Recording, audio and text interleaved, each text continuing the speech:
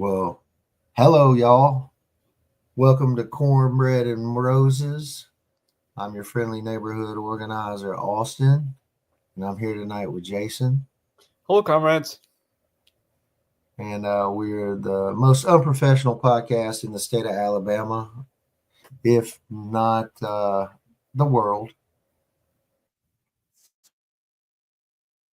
And tonight we're going to be talking about the Alabama legislature. 16 days down, 14 to go. Um, we're also going to be looking at what's happening with the federal government and its impacts in the state. Uh, some actions to take. There's this coming month, and maybe a couple other things if we can get to them. But yeah, and happy Women's Month, and also happy Trans Day of Visibility here in Huntsville, and Trans Week. Is that? I don't know what the thing was, how it was titled, but Trans Week of Visibility, maybe. Yeah, the So 25th to the 31st. yeah. So shout out to all our trans family out there and across the world. We stand in solidarity with y'all. Trans rights are human rights. So yeah, Absolutely. and women's rights are human rights as well. So yeah, let's try to get into it. By the way, I got me a pipe. Very, very happy about this, and I got a little pipe kit. Don't know what all the shit does, but I got it, folks. You know, so don't I look distinguished? All right.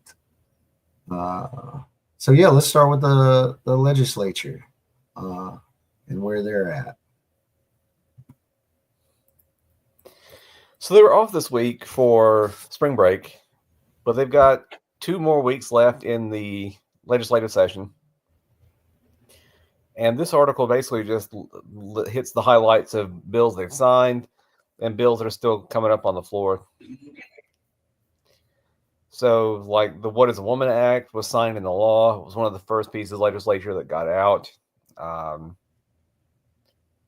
It was highlighted in Governor Ivey's State of the State speech, and they really rushed it through in record time. It received final passage on the 5th legislative day, which is the minimum number of days it takes to pass a bill. Yeah, and it skips the existence of about, I don't know, 6 other genome types out there. Right. So, yeah, thorough as ever.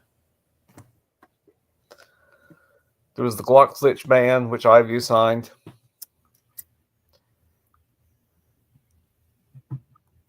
Which and she made that through the state, and is really, from what I understand, pushed a lot from Birmingham because of all the violence that they're experiencing down there, and you know, I hope it has some sort of effect. Doubt much it will. I don't know that this is going to get to the root of the issues that cause violence in the state and the country, which is usually. Go ahead. No, I agree, and it's already a federal law that you can't have a Glock switch, but now it's a state law too. So I guess they can arrest you on state charges and book you in state charges, but like you said, it doesn't. I don't think it's going to get to the root issue, get to the root cause of violence in the community. It was probably worth doing, but we'll see what kind of impact it has. Yeah. We shall see, folks. We shall see.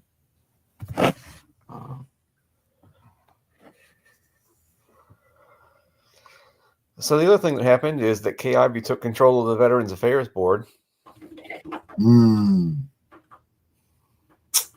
Yeah, she still at 17 members, and now she can appoint the commissioner, which right now is Air Force General, Brigadier General, who's been in since 1980. Started off as enlisted, and but is now just an advisory board, uh,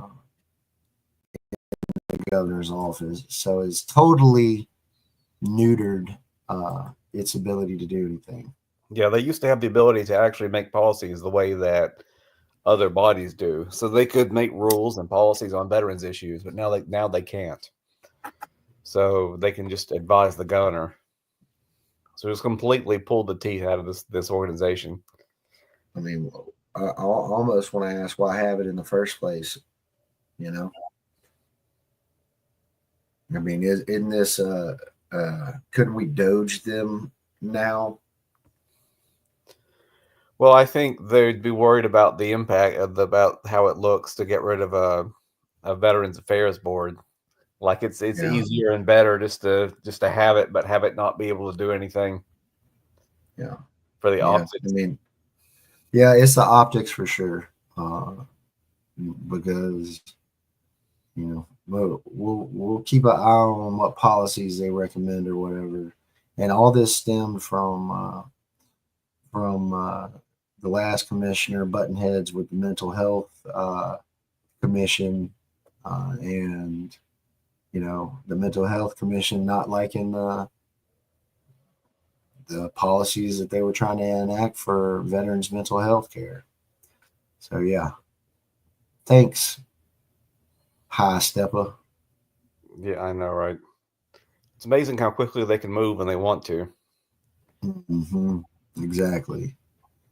But I do not see this positively impacting uh, veteran affairs in this state. Absolutely not. Because anything that helps is big government, and that's bad. Right. Oh my goodness. Such dog whistles that they constantly repeat and harp on and say, and once you know is this is big government, but these tax cuts and tax subsidies and what have you, for if you're a business owner, what do you call that? Uh, Hypocrisy at its finest.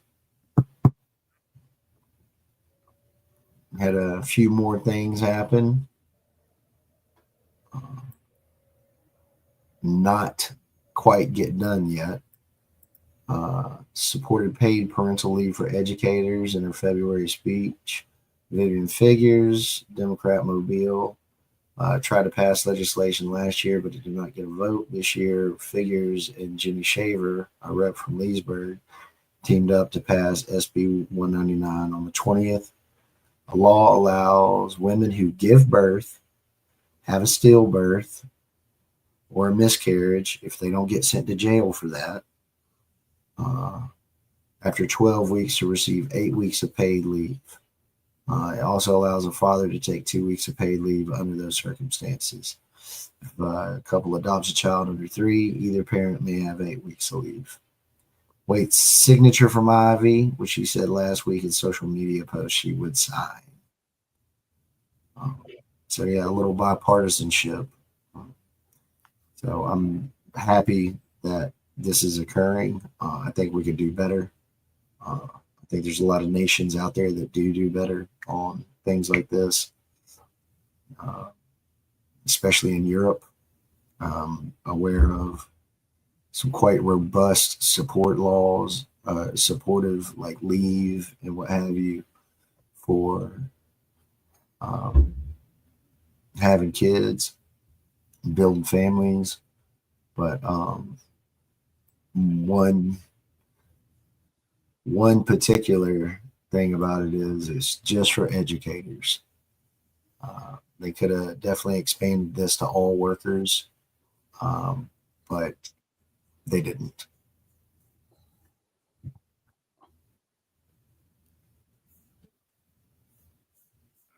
got some stuff to the floor. Speaking of gun violence and whatnot,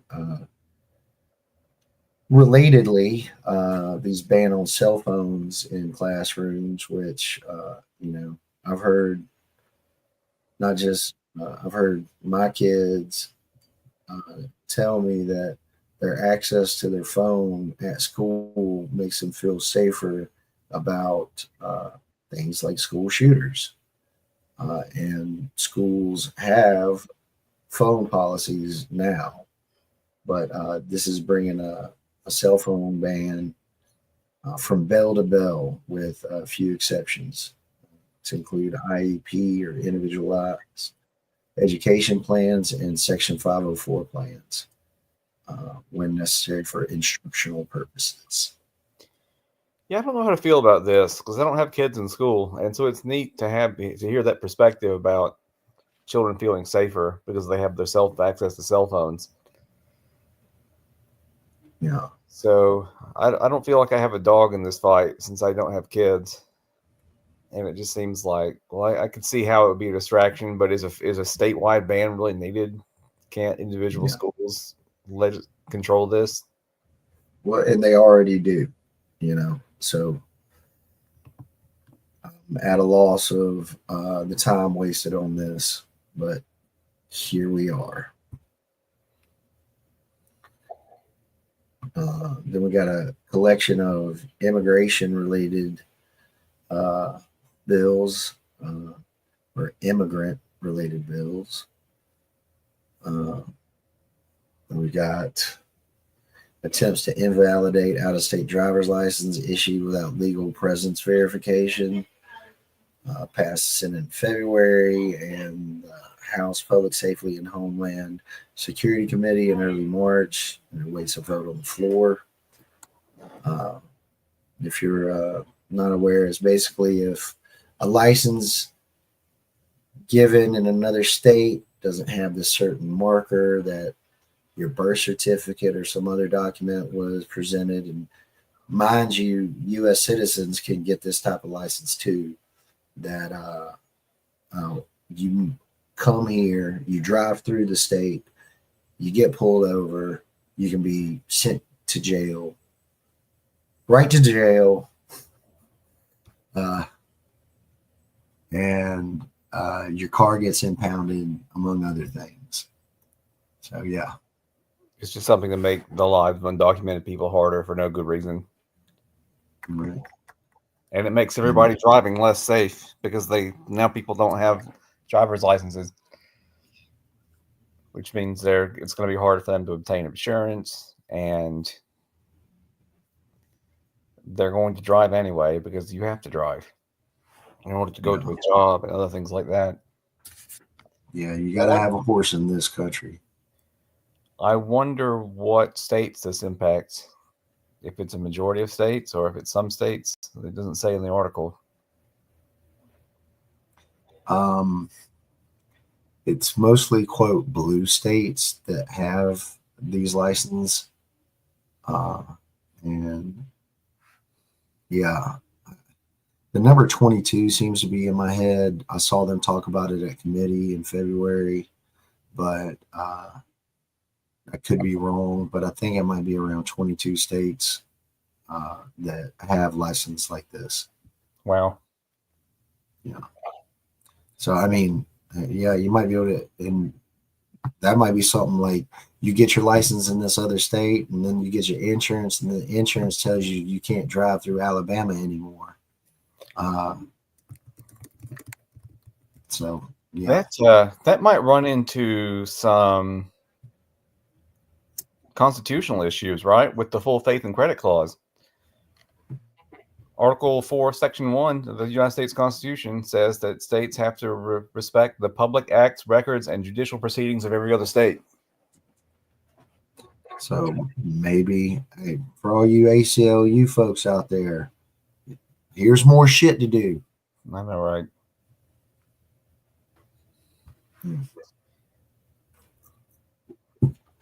So we also got imposition of fees at 4%, and I think the other one was 3 or 2%. two different bill or the same bill introduced in both bodies, Senate and House. But basically, would impose a 4% fee on international transfers, often used by immigrants to support family overseas. Yeah. House version does not impose as much of a fee that Weaver's bill proposed. Passed House committee last week and waits a vote from the full House.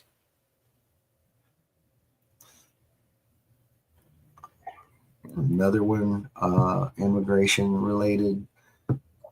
HB 7, sponsored Ernie Yarborough, Republican Trinity, would give sheriff's deputies and police officers authority to arrest and to detain people without citizenship and to transfer them to custody of federal law enforcement. Passed House committee in February, waits a floor vote in the House.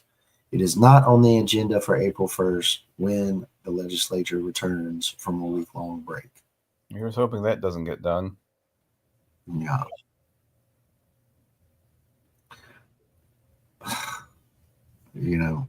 That this right here, detain people without citizenship.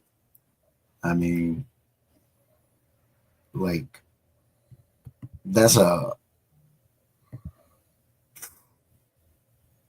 it's not across the country. It's, somewhere between 22 million folks or something like that. But again, people who drive through the state, maybe come here on a job to work. Yeah, jolly great. It'll be abused. Absolutely. A lot of,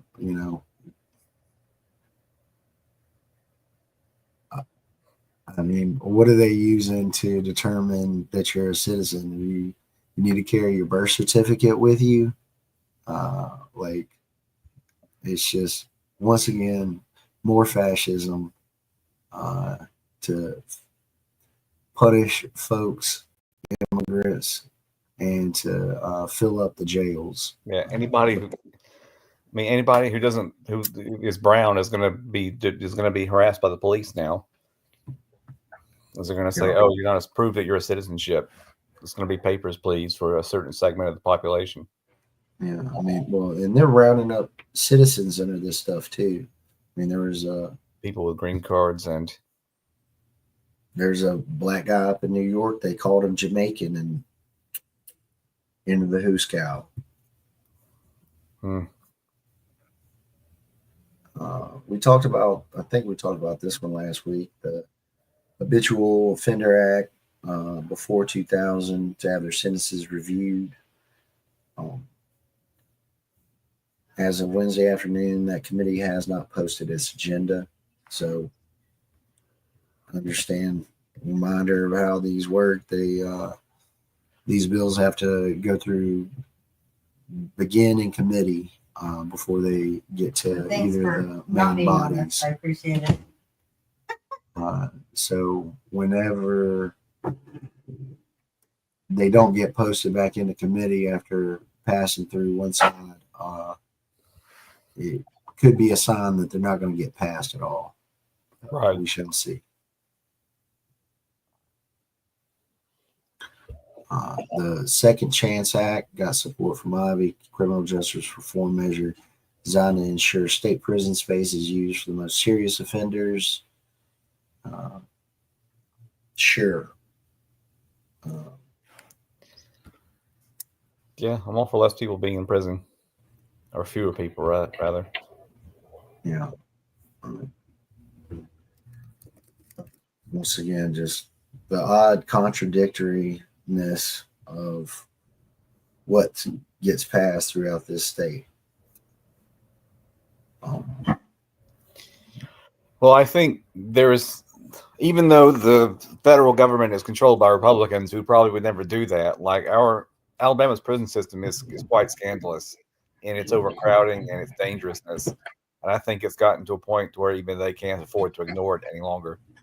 Yeah, they've certainly got lawsuits, and I think there's still court trials going on regarding the dangerousness of the state prison system.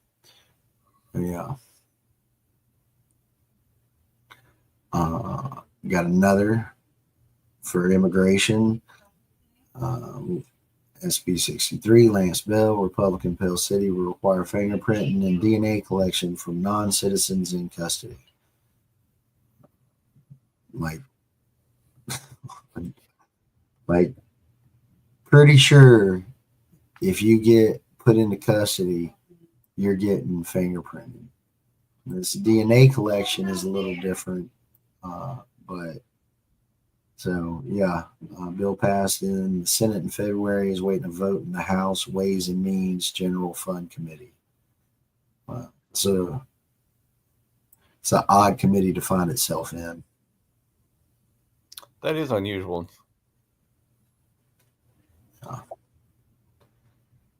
And here's one of my favorites. This is my state senator with SB 53, Wes Kitchens, Republican out of Arab, establishes a process to determine immigration status detained by law enforcement and creates a new crime of harboring or concealing a person without legal immigration status. The bill received a lot of criticism for containing language that mirrored the Fugitive Slave Act. That language has been removed from the bill. It passed the Senate in February and is waiting approval from the House Judiciary Committee. So, as a reminder, folks, you can call, show your support, stand with immigrants and immigrant rights on these bills, and hopefully this one is another one that dies in committee at the House.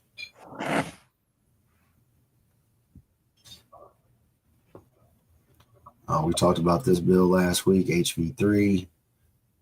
Enhanced penalties for people without legal status when they are charged with a felony where the victim is a minor. Passed House and awaits approval from the Senate Judiciary Committee, which does not have its agenda published yet. Excuse me for the coughing, folks. I've got RSV, and yeah, I'm just barely here, but I'm here. And I appreciate y'all being here too. Oh yeah, it's another thing.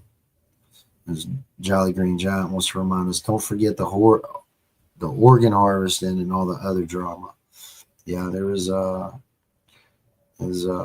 read earlier this year that or last year probably, that one of the reasons why they changed execution methods was to be able to more easily harvest the organs of those prisoners that get executed. So it wouldn't surprise me. They also had a hard time filling the drug cocktail that they were using because companies had found out what they were using it for and refusing to sell it. The state actually bought drugs in the black market in order to perform executions, and then switched to this drugless system of execution so that they wouldn't have this problem of not being able to procure the drugs used. Yeah, which is basically strangulation is what they're doing. So about the same as just grabbing somebody around their neck and just squeezing them to death. Observers have said that people are shaking and convulsing on the gurney while they're dying from this nitrogen asphyxiation. Yeah. Which is exactly how strangling somebody would go about as well. So yeah. I liked how in this article they highlight some good information.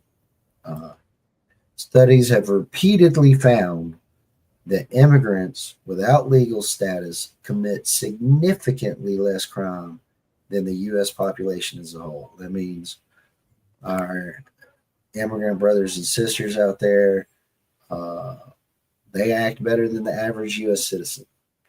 So that's something to keep in mind as you go about your life and think about things. They're just folks that appreciate their life, appreciate other people's lives, want to work hard, have some decency in this world. Uh, yeah, exactly. Cruel and unusual punishment, which is what, gents? It's against outlawed the in the Constitution. Yep. Yeah.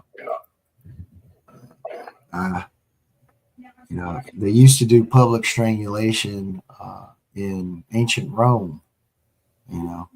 Right there in the public forums. Uh, I'm of the mind that if you're gonna execute somebody, that it should be the governor's physical job to do such thing as the chief executive of the state. We got some more stuff, more immigrant stuff. HB 302, Ben Robbins, Republican Silicaga requires companies that hire people without legal status to register their employees with the Department of Workforce. Sponsors said the bill aims to cut down on human trafficking. It passed the House last week. It awaits consideration from the Senate Fiscal Responsibility and Economic Development Committee, which does not have its agenda posted yet. Yeah, this one's just funny to me because I don't see no way that if somebody hires somebody without legal status, that they're going to be registering them and snitching on themselves. So we'll see how that goes. Right. We got some more. The Ten Commandments being displayed. This has been fought over multiple times at the Supreme Court here in the state, at the Supreme Court at the federal level, and there's other states trying to do this, but yeah, I guess they're gonna, maybe I need to start a company where we have artisanal hand chiseled 10 commandments done to get into all these public schools, to include universities and colleges. So yeah, another optics one. It's been decided, separation of church and state. This is clearly unconstitutional and typical madness. Fortunately, it is not on the committee agenda for next week. So they would have the week after in order to pass this. So I thought this was an odd sentence about the bill. Opposition primarily came from religious leaders from across the state, and while support stemmed from Western Civilization's Foundation. What the hell does that even mean? That's an unfortunate choice of words. Good on the religious leaders for speaking up against the bill, though. Yeah. Christian, also, yeah, there were Christian religious leaders that spoke out against this. So, yeah, good on them. And, I don't think we got, you see in some states, you got those like libertarian-ish satanic church folks out there challenging these bills that show up. I think especially in, I want to say Colorado. I might be misremembering, but the satanic church comes out in full force in some areas to show the ridiculousness of these bills. So I appreciate their work for that. Okay, so there's the satanic church and there's the satanic temple. They're two different organizations and they don't get along. So the people who've been, it's crazy. Like, so the satanic church is dramatically older. It was founded in the 60s by a man named Anton LaVey, and is a little bit. It's hard to summarize what they're for. Again, they don't really worship Satan. They use him as an archetype for rebellion. Right. But they're sort of like even more libertarianish and Nietzschean and that sort of thing in their thinking. Whereas the Temple of Satan, or the Satanic Temple, was founded in 2012, and they are they're basically atheists who are trolling religion, and they have 7 tenets. They're an official religion that has like a doctrine they teach, but like one of the tenets is like to have compassion for all beings and this sort of thing. So like nothing you could object to. And they're the ones who've been doing all the good, interesting work about, putting up satanic statues in places where Christian statues were allowed, and suing on the basis of freedom of religion and things like that. Although, so there's been some drama in the Satanic Temple ranks. Like the people who run the organization, it's a very top down sort of structure, and the people who run the organization don't take criticism well. So we used to have a To chapter. be fair, who does take criticism well? I know, right? But I don't know if I should be airing this publicly, but whatever, I know it, so I'm going to tell it. There used to be an Alabama chapter of the Satanic Temple, a cool group of people, and they ran afoul of the leader and got excommunicated. So now they're sort of doing their own thing. There's an official excommunication process where they like defrocked the Alabama priests, and yeah. So I was like that. Now that is interesting. So they're doing some good and important work, but the organization does have some problems. Yeah, I don't know if but I would.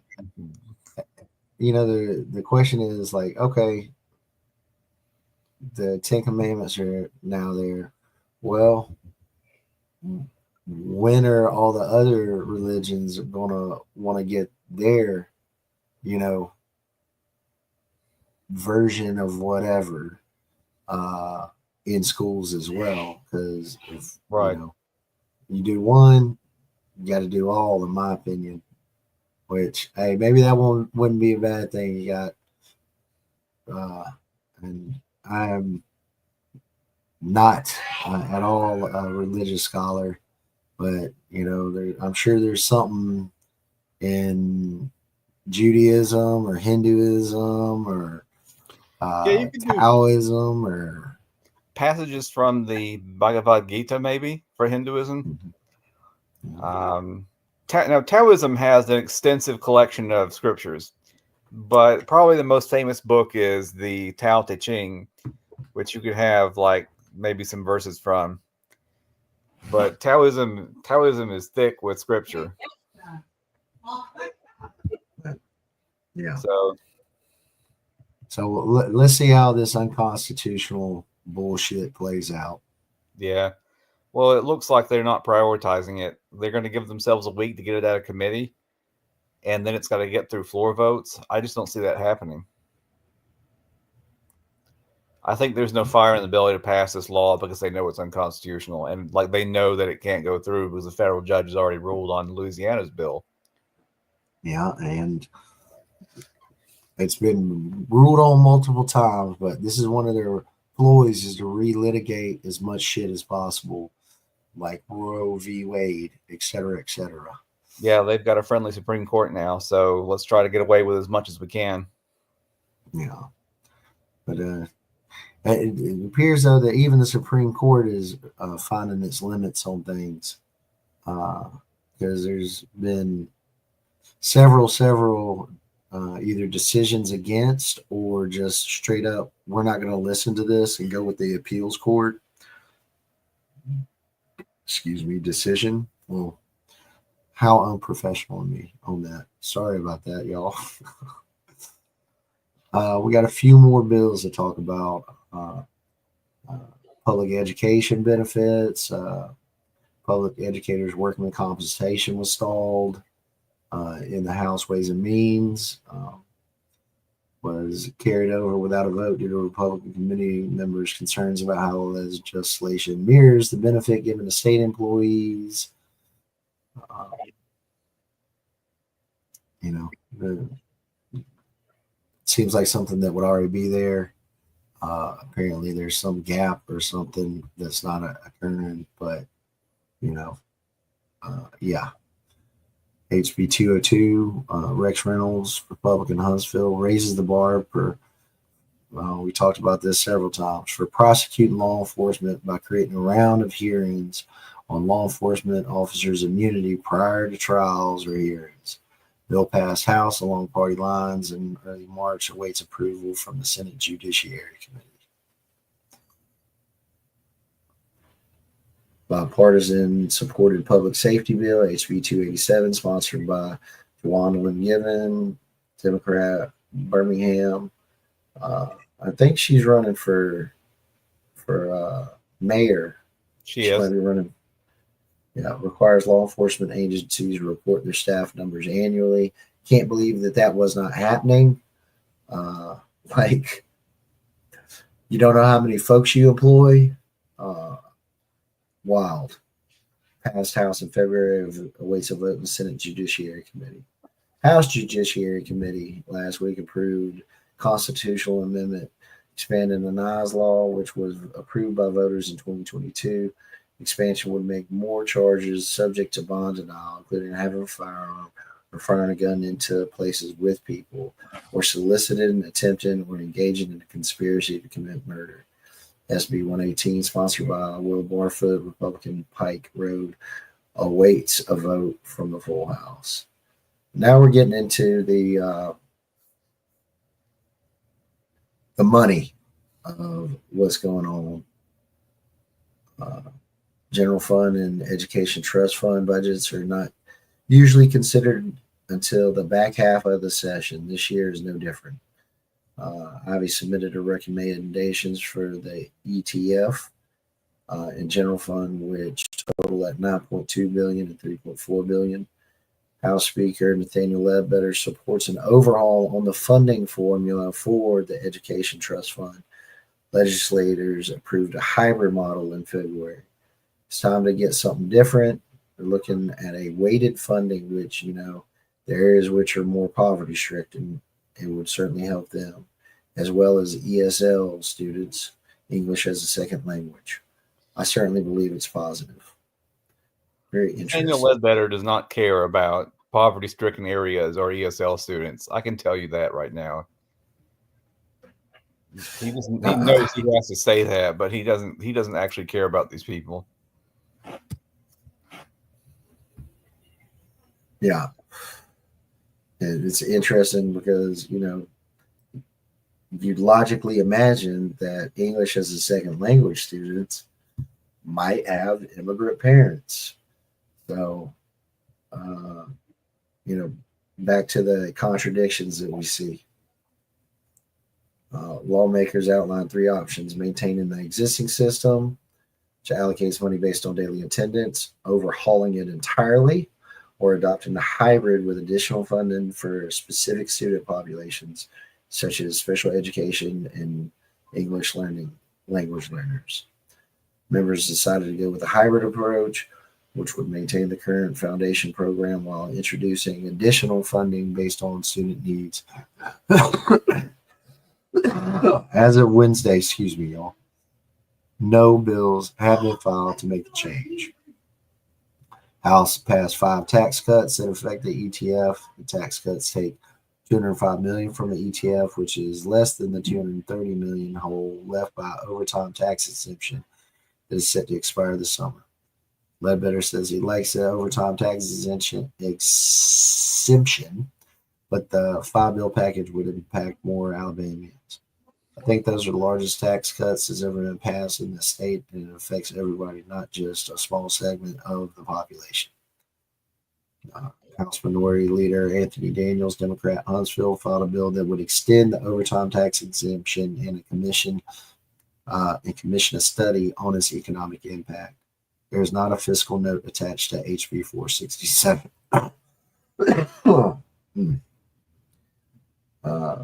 Lawmakers said February they are prioritizing essential services as federal COVID funds disappear. COVID funding and historically high income and sales tax revenues left state coffers flush for the last several years, allowing legislators to pass supplemental funding bills near the start of the legislative session.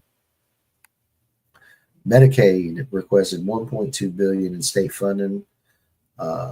While that is a $229 million increase from last year, Medicaid gets $8.9 billion from the federal government, which should be declining very soon. So yeah.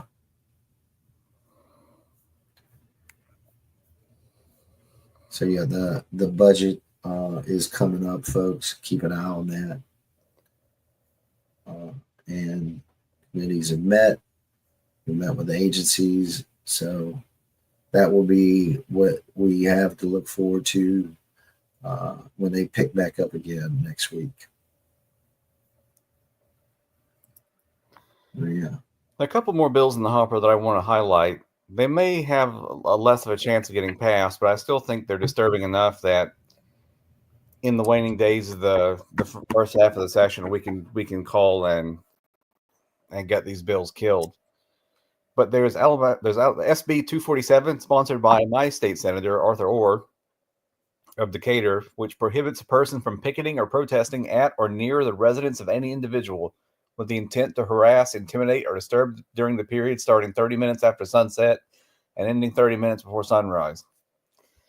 So the bill doesn't define what proximity would be considered near and does not differentiate between private residences or public ones like the governor's mansion. So I wonder if a lot of that. I wonder if a lot of this is stemming from the incredible impact that the standing and power folks out in Decatur had. Arthur Orr has said that wasn't the motivation at all, but he is from Decatur, and he saw firsthand what protesting outside of Mayor Tab Bowling's house had. So I think he's lying when he says that wasn't the motivation. I think he's lying too. So it's of all the legislators to propose it, it happens to be the one from Decatur. So he says he would have filed the bill regardless of the Perkins situation, and that wasn't the motivation at all. I cannot believe that. So there were a year of protests outside of Mayor Bowling's house that caused him to agree not to run again. Yeah. So they're talking about making it a Class B. So the first violation would be a Class C misdemeanor, punishable by 3 months in jail and a $500 fine. And subsequent violations would become a Class B misdemeanor, punishable by up to 6 months of jail time and a $3,000 fine. So yeah, and I personally, think this is another violation of the First Amendment. And yeah. Yeah, I mean, obviously.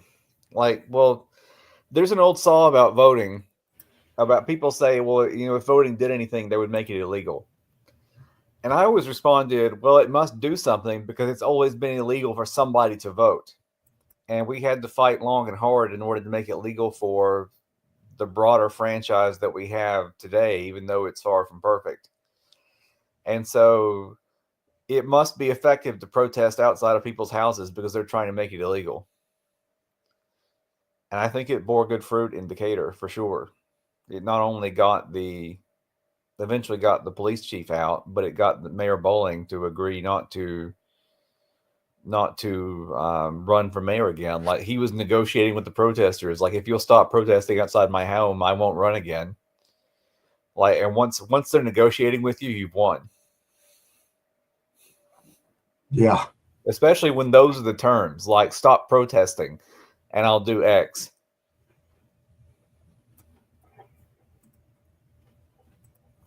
Yeah, and those rights to vote were it was literal blood, sweat and tears, and many uh, people fought for decades, if not over 100 years, uh, to get what little we have now as far as franchisement for folks. Yeah, and I'm not saying that electoral action is the end all and be all. I'm not saying it's sufficient, but I am saying that it's necessary. And you could make an argument that it takes up a lot of time and money that we could better spend on other efforts. And I'm sympathetic to those arguments, but I still think it's important. Absolutely. Absolutely. But when people say things like, "Oh, if voting did anything, they would make it illegal," I'm like, "Well, they did, they have, so Yeah, it must have done something." man. There's some dumbass shit out there. Yeah. Well, I understand the frustration with voting, especially here in Alabama, where Republicans run unopposed on almost all the races on the ballot. My ballot here in Morgan County had two Democrats on it. One was Kamala Harris, and the other was Greg Griffin running for the state Supreme Court Chief Justice. And there were no local Democrats running for anything. So I understand Yeah, that situation. it was very much the same. Where I'm at, I think Guy Sotomayor, and I think that was about it. Might have been one other person that ran as a Democrat. They ran for the Madison County Commission, and it was across the state like that. I'm not sure the exact numbers, but I would guess uh, 70 to 90% of the seats were unopposed, all collectively, you know. And but there's folks out there trying to make a change on that. There's folks that are trying to run as Democrats. There's folks that are trying to run as independents. There's folks that are trying to run as Greens for the Green Party. So there is an appetite for change, and you know, when a working class fights, we win. So it might not be this election, might not be the next election, but we keep building power, folks, and keep fighting. We will get there. So yeah, and there's also that bill where you can't say nothing, you can't say anything mean to the cops. So yeah, Another HB 224 prohibits someone from remaining within 25 feet of a first responder, such as firefighters and police, if they are ordered to keep their distance or vacate the scenes. But it also includes, like, you're not allowed to curse at them or to. So, which that's already been litigated and whatnot. That can cuss at them, you know, say "eat my ass" or what have you, and another First Amendment free speech, you know, right to assemble, right to say what you want to say, etc. so yeah, allow law enforcement to arrest people who direct abusive language at first responders, make obscene gestures, or linger at a response scene after being ordered to leave. Yeah, you know, good way. It would be a Class A misdemeanor, punishable by a year in jail and a $6,000 fine. So if you say "f you" to a cop, that's a year in jail. So I guess start learning another language to cuss in, folks, because I don't think that would stop them. I like them to figure out the language. Get on that Mandarin on Duolingo. So yeah, got a few more things. Yeah, exactly. They call us snowflakes. I know they have the thinnest skin of anybody. But I'd like to, before we hit a couple more articles, I'd like to highlight some actions that are taking place. Um, I don't have all the flyers, but let's see here. We've got where's that one? Oh my goodness. The most professional podcast in the state of Alabama. Exactly. Well, one thing there was the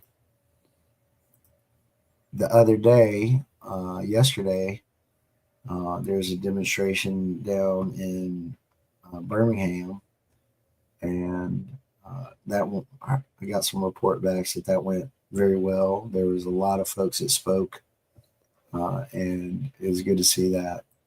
There's some other stuff coming up across the state on the 5th down in Montgomery at the state capitol. Hands off mass mobilization Saturday, April 5th, 12. We got again, whoops. We got again April 5th. Where is it? Where are you? Where'd you go? Oh no. Let's see.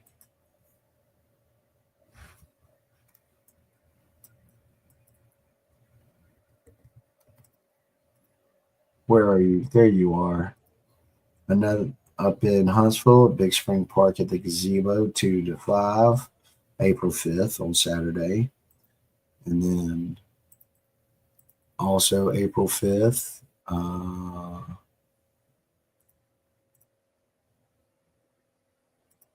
here we go, in Mobile at 12 at Government Plaza. So yeah, all happening April 5th across the state. Birmingham, Huntsville, Mobile, and Montgomery. But prior to that, on the 3rd, we the people declare fascists are not welcome here. April 3rd, in direct opposition to Donald Trump Jr. coming to Birmingham from 5:30 to 7:30.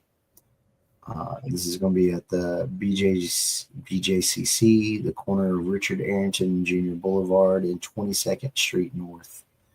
Bring your friends, your voice, and the power community. And these are being put on combination of 5051 folks.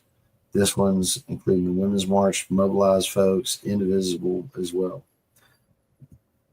And yeah, the others are being worked with 5051 folks and Indivisible. Yeah, a couple more events are happening. We got a postcard event on April 10th.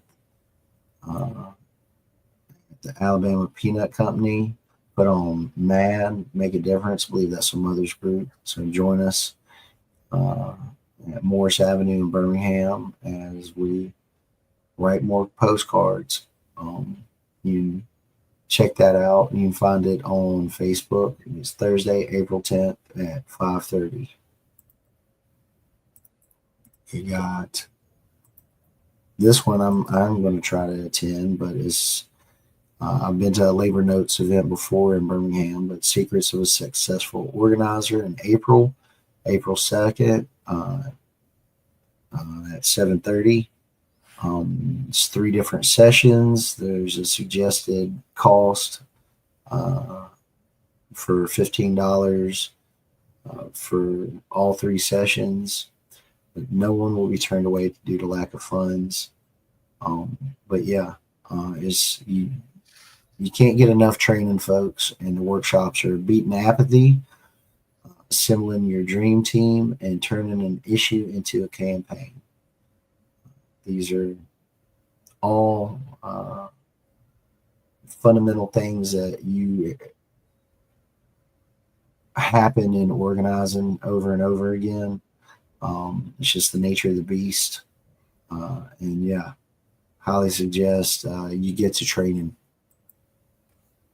Got a couple more things put on by the ACLU.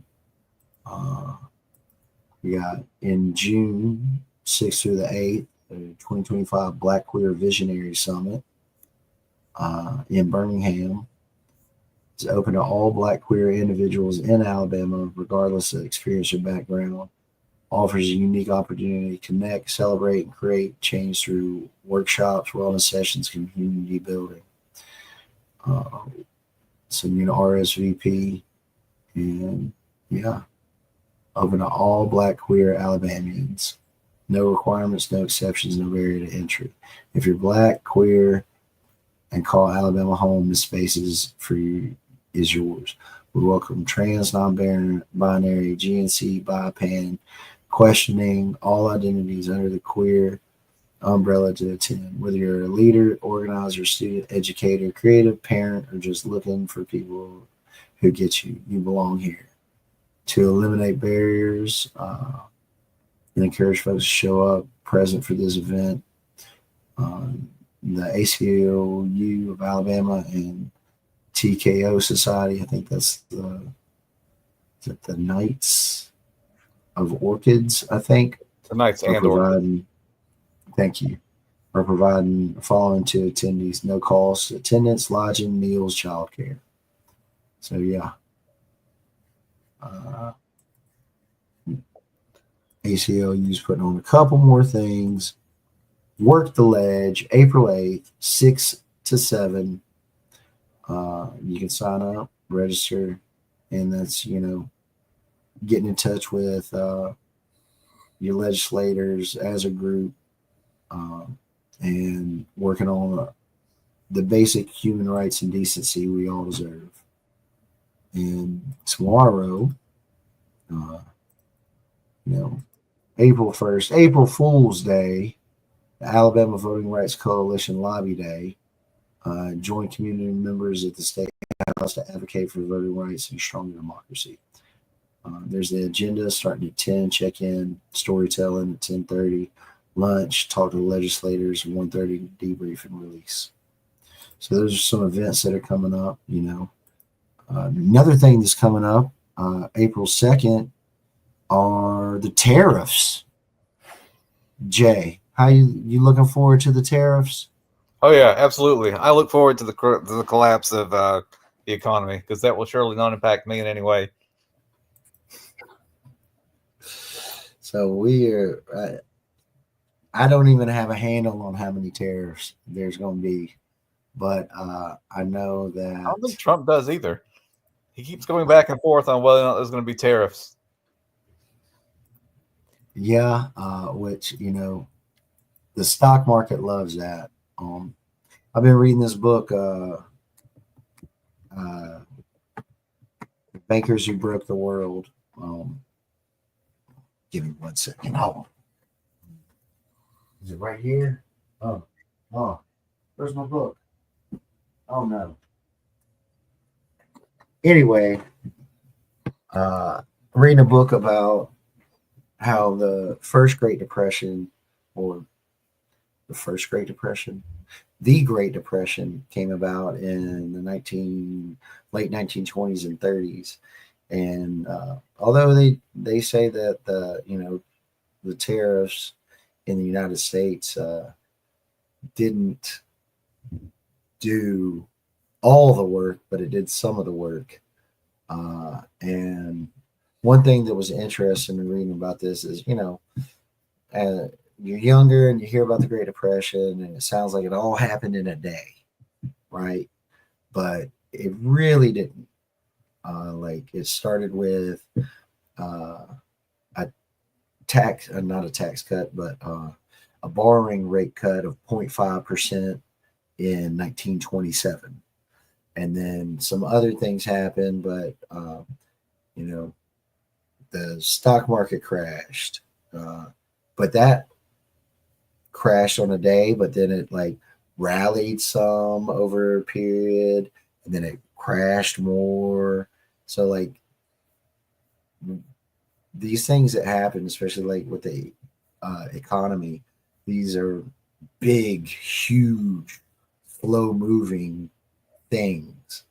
Uh, and if you look at what's happening with the stock market right now, you look over the last 3 months and a little before that, you'll see a steady decline and you see some rallies where the stock market goes up a little bit. Then you see it fall, and you know, I think it fell another 1 to 2% uh, this past Friday. Um, and all these things build up over time. And on Tuesday, which I think, or no, Wednesday, yeah, yes, Wednesday. There's 31 days this month.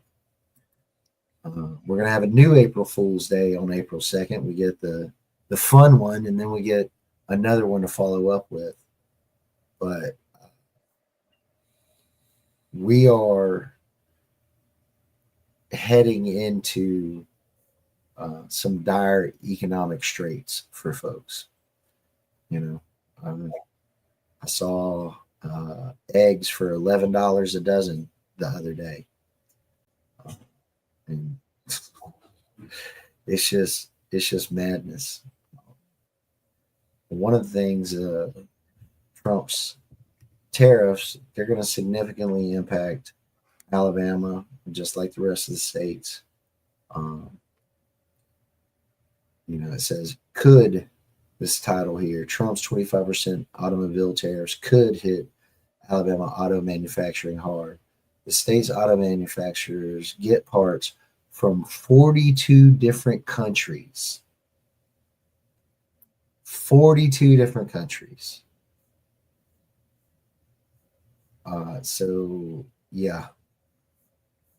And he's called behind the scenes trying to tell folks not to raise any of your prices on stuff.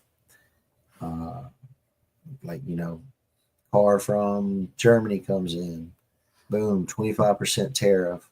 Well, one thing I know about how businesses operate, if they see that 25% markup on another car, they're going to slide their prices up, tariff or no tariff on their vehicles.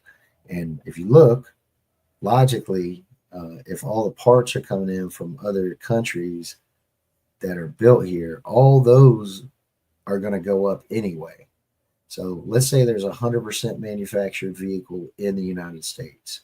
Even that vehicle, they will raise the price on it because they will see the market writ large going up on price.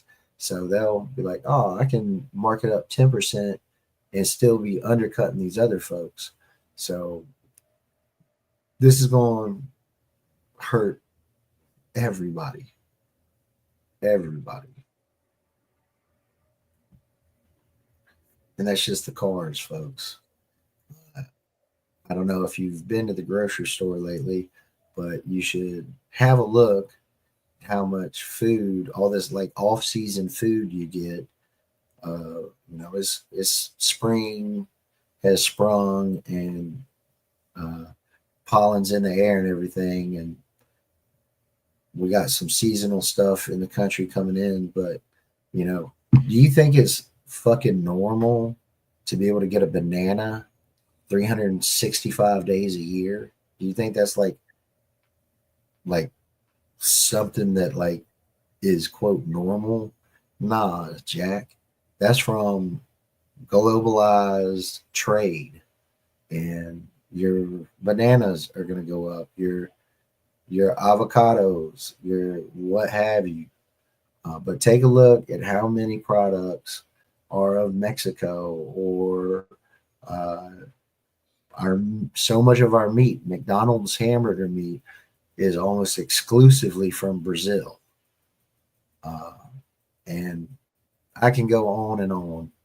But bottom line up front, the bluff is this is setting us up for at least here in the United States a recession, if not a depression. And the way that the markets are all intertwined and all these economies are tied in together, it can spread like a contagion, like a virus, to other countries and cause other countries to go into recessions and depressions themselves, and it's just a cascade effect because the markets are all tied together. I wish all the workers were tied together. I'll say that. But yeah. Uh, any thoughts on our upcoming tariff situation? Not really. Not anything to add to what you said, other than I'm not clear that Trump knows what a tariff is. I think he thinks it's a tax that other people pay instead of but they're domestic taxes. Well, I mean, his ass ain't gonna be paying them. You Right. don't. You don't. You know. Oh my goodness. But the Jennifer Safavian, CEO of AutoDrive America, so the tariffs will definitely lead to higher vehicle prices across the country in a phone interview Thursday. The organization represents 5 automotive manufacturers in Alabama: Honda in Lincoln, Hyundai in Montgomery, Mazda Toyota in Huntsville, and 2 Mercedes-Benz U.S. international plants outside Tuscaloosa. Um, Another little thing, pretty sure at the Mazda Toyota plant, they've lost a lot of workers from the immigration issues going on. Folks who just dipped out. You know what I mean? Now I imagine that you're seeing some of that in these other manufacturing places. So he's messing with everything. He's messing with the labor market. He's messing with tariffs, imports, and exports, and the stock market. I mean, I saw, I think, one of the head financial dudes at Chase uh, say that it's clear that Trump doesn't care about the stock market, and they're downgrading the stock market, and you know one of these reasons is like if you look at the whole Curtis Yarvin Dark Enlightenment, Peter Thiel, and techno feudalism, and Elon Musk, and all this, like you know, rich people will get rich whether the stock market goes up or down. They have the savvy know-how to do short sales and whatnot, but pension funds are going to get whacked. 401ks are going to get whacked. Um, they want us all in chains, folks, and only about what the top 10% of the country own 89% of the stock market, but like that other 10% greatly affects the worker and their well-being to retire and what have you.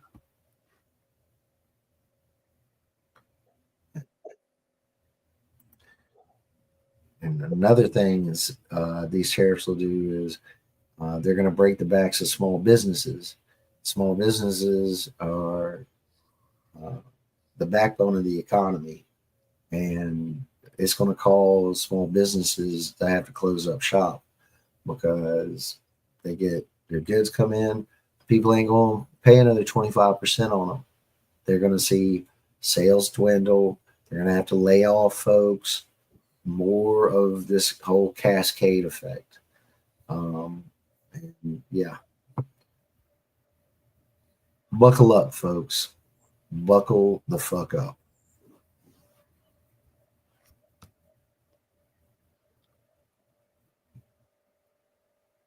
Yeah. Man, we got any? Well, I guess we already did the good news this week with the actions to be taken. Um, some Yeah, the good last news is little in short supply. yes, yeah, and here's some more federal fuckery. Congressional cuts to Medicaid could cost Alabama 800 million. Yeah, so people are going to die over this. Alabama could lose 800 million in federal Medicaid funding if U.S. House Republicans go through with a plan to cut hundreds of billions of dollars from the health insurance program. Four tax cuts for the rich. Yeah, this is going towards 4.5 trillion in tax cuts for the 1% and the next few percentage points thereafter.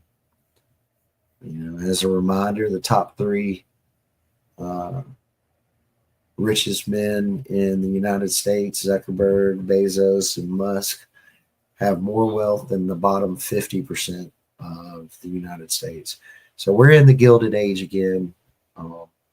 But, after we ate shit for a while, some good things came out of it. And maybe in the next 10 years or so, some more good things could come out of this. But this is going to have lasting impact. Um, so, yeah.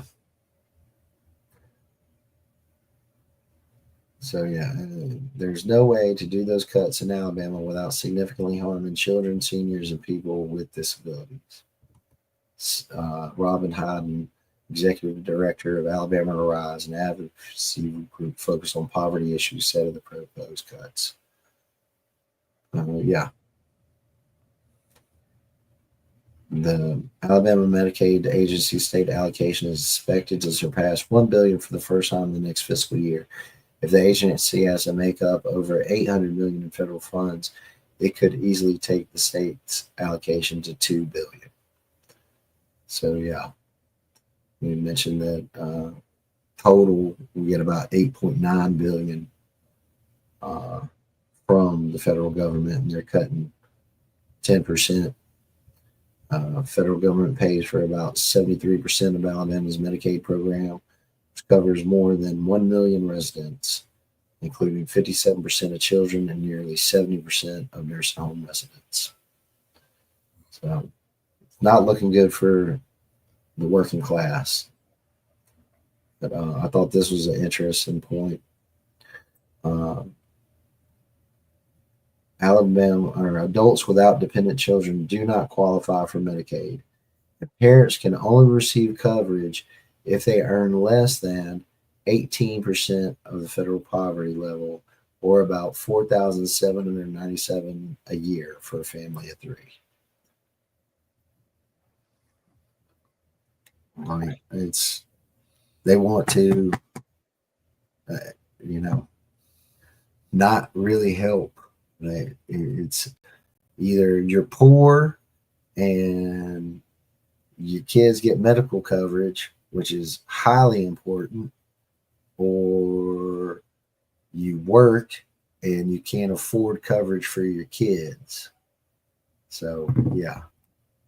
What an outstanding system, folks.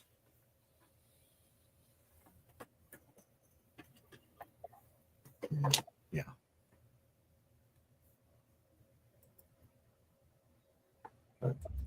There, one little, uh, one little thing. Marchers recreate the final leg of the 1965 Selma to Montgomery March. Sunday event was part of celebrations of the 60th anniversary of the key moment in the civil rights movement. So that happened this past week, and we celebrated the 60th anniversary of this campaign with a spirit of hope and my optimism in a very troubled time, said Martin Luther King III, son of Martin Luther King Jr., who delivered his "How long, not long" speech on the Alabama State Capitol steps at the end of the 1965 march. The freedom that we won in this historic campaign was purchased with the precious blood of martyrs whose names are indelibly etched in Americans' freedom journey. King, speaking about 200 people, mentioned several people on the march, including Jimmy Lee Jackson, who was shot and killed by Alabama state troopers during a peaceful protest in Marion. Jackson's death inspired the march. King also mentioned Viola Liuzzo, a Detroit civil rights activist and mother of 5 who participated in the march and were shot and killed by 3 members of the Ku Klux Klan as she was driving between cities to transport people participating in the march. He then spoke of others, including former U.S. Rep. John Lewis, who was beaten on the Edmund Pettus Bridge during Bloody Sunday, and his father, mother, Coretta Scott King, and staff members who supported them. We need to make sure that history is enshrined because it is said that a people that do not remember the history are doomed to repeat it. Yeah, King urged Congress to pass John Lewis Voting Rights Act, which was struck down.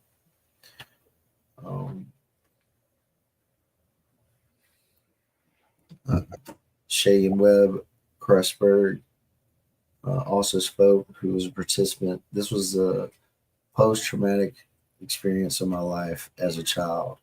The picture of Bloody Sunday has never left my heart. Montgomery Mayor Reed delivered an opening address and said that despite advancements made through the Voting Rights Act, people have yet to fully exercise their right to vote. 9 million black voters stayed home in the November election, more than enough to make up the difference of where we are in America. Right here in Montgomery County, only 55% of eligible voters turned out to vote. This is somewhat getting comfortable and complacent, not understanding the sacrifices, not understanding the challenges, not understanding the balance that will fall on their behalf. So, moment in history, moment in solidarity, and voting is one piece of the puzzle. And if when you see the working class turn out to vote, good things happen for the working class.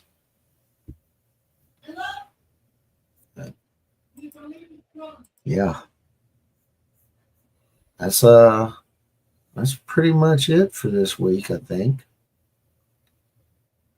You got any other things in your crawl, Jay?